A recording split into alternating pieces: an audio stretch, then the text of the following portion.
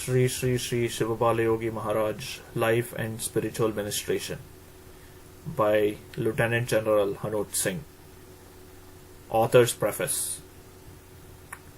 The genesis of this book lies in my own doubts and misgivings about the spiritual path. In order to resolve these doubts, I submitted a number of questions to my Gurudev, Sri Sri Sivabalayogi Maharaj, and noted down his answers to these questions.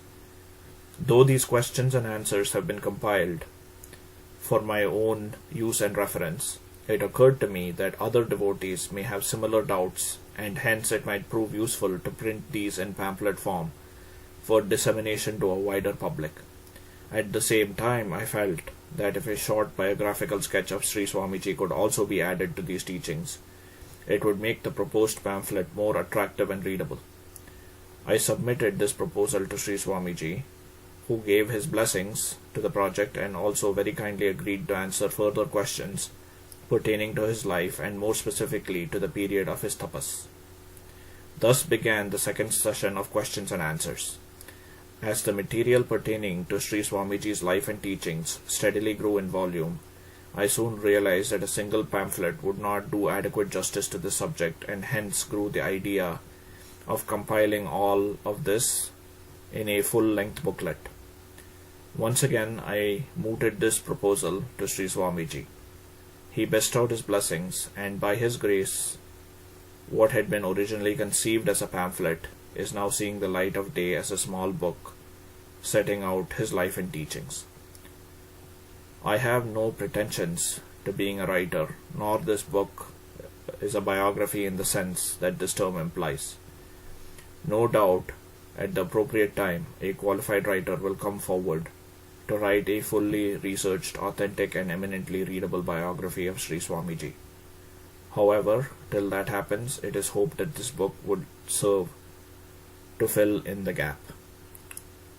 The life of a saint is a life essentially in the spirit. Very little of it is discernible because very little of it flows on the surface. And this life of the spirit cannot be generally known because Mahatmas rarely, if ever, talk about it. Only stray glimpses can be caught from the casual utterances of these divine personages. Sri Swamiji, on the other hand, has been much more forthcoming than most other Mahatmas in giving an account of his personal experience during the 12 long years of his tapas period.